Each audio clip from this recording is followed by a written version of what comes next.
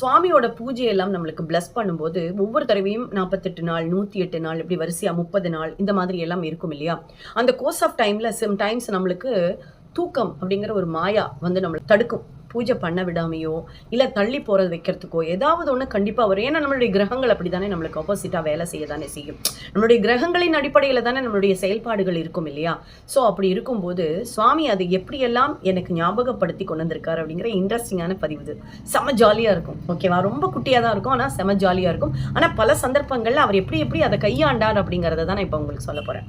Actually ஒரு தடவை 108 நாள் பூஜை, பிரம்ம முகூர்த்த பூஜை நான் பண்ணிட்டு இருக்கேன். அப்படி பண்ணும்போது நல்ல தூக்கம் வரும். உங்களுக்கே தெரியும். நான் 3 மணிக்கு எழுந்திருந்துடுவேன்.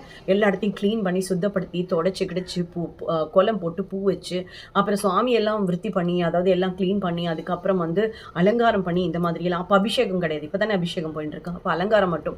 அதுக்கப்புறம் பூஜை பண்ணுவேன். அப்படி பண்ணும்போது சம்டைம்ஸ் என்ன ஆகும், நல்லா தூக்கம் வரும். செம்மையாக தூக்கம் வரும். எல்லா நாளும் எந்திருக்கிறோம்ல, சம்டைம்ஸ் நல்லா தூக்கம் வரும். அப்படி ஒரு நாளைக்கு என்ன எடுத்து 3 மணிக்கு எந்திருந்துட்டேன். அலாரம் இருந்தாலும் இல்லைனாலும் டக்குன்னு முழிப்பு வந்துடும் எனக்கு. அப்போ நான் எந்திருந்து பார்க்குறேன், மணி 2:30. சுவாமி 2:30 மணிக்கு எதுக்கு எழுப்பி விட்டாள்? இவ்வளோ அட்வான்ஸாக இருந்தேன்னா வேலைக்காகாது சுவாமின்னு அவர்கிட்டே சொல்லிட்டு, நான் கொஞ்சம் நேரம் தூங்குறேன், ஒரு 4 மணிக்கு என்ன எழுப்புங்க, பயங்கரமாக தூக்கம் வருது அப்படின்னு சொல்லிட்டு நான் படுத்து தூங்கிட்டேன். யார்கிட்ட சொல்லியிருக்கேன்? சுவாமி கிட்ட சொல்லியிருக்கேன். ஓகேவா? சுவாமி என்ன பண்ணார், விட்டு பார்த்தார், இவ எந்திருக்கிறாளான்னு சொல்லிட்டு 4:30 மணியை போல காலை பிடிச்சி நன்னா இழுத்து விட்டுட்டார். அலறிண்டு எழுந்திருந்தேன் நான். அலறி, நிஜமாக சொல்கிறேன், சத்தியமா காலை பிடிச்சி இழுத்து விட்டுட்டு அலறேன். கால் எங்கேயோ போகிறது, என்னால் நடக்க முடியல, அழுகிறேன் நான். இத்தனைக்கு போத்திண்டெல்லாம் படுத்துட்டு இருக்கேன், எல்லாம் பண்ணிட்டு இருக்கேன். எந்திரிச்சிட்டு ஐயோ 4:30 மணியான்னு சொல்லி குடுக்குன்னு ஓடி போய் அதுக்கப்புறம் எல்லா வேலையும் முடிச்சு அன்னைக்கு 6:15 தான் முடிஞ்சுது பிரம்ம முகூர்த்த பூஜை. இப்படி ஒரு சம்பவம் நடந்தது.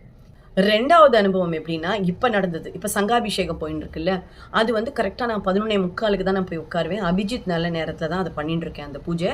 அது ஆக்சுவலாக வந்து இந்த பூஜையில் வந்து நான் மெயினாக பார்த்த ஒரு விஷயம் என்ன அப்படின்னா, கோரிக்கை வச்சு 3வது நாள் அந்த விஷயம் நடந்துடுறது. அதுக்கப்புறம் மேலேயும் நடக்காமல் இருக்குது அப்படின்னா, கண்டிப்பாக அவள் வந்து கர்மா கூடுதலாக இருக்குது, நிறைய நல்ல காரியங்கள், தர்மங்கள், தானங்கள் எல்லாம் பண்ணால் மட்டும்தான் அதிலிருந்து அவள் விடுபட முடியுங்கிறத நான் பரிபூர்ணமாக உணர்ந்தேன். புரிஞ்சுதா? அது எப்படி என்னங்கிறது எனக்கு விளக்கமாக சொல்ல உத்தரவு இல்லை. அதனால நீங்கள் புரிஞ்சுண்டா புரிஞ்சுங்க. இதில் என்னென்னா, ஒரு நாளைக்கு நம்ம 11:45 தானே போனோம் அப்படின்னு சொல்லிட்டு அழகாக உட்காந்துட்டு நான் டிவி பார்த்துட்டு இருந்தேன் அன்னைக்கு. ஆக்சுவலாக ஏதோ ஒன்று ரொம்ப இன்ட்ரெஸ்டிங்காக போயிட்டு இருந்தேன். நானுங்களை இப்படியே பார்த்துட்டு உட்காந்துட்டு எல்லோரும் இருக்கா அன்னைக்கு. லீவு நாள் நினைக்கிறேன். சுத்தமாக எனக்கு ஞாபகமே இல்லை. 11:45 தானே நம்ம போகணுன்னு சொல்லி மணி 12 ஆச்சு, 12:15 ஆச்சு. நான் கவனிக்கவே இல்லை டைமை.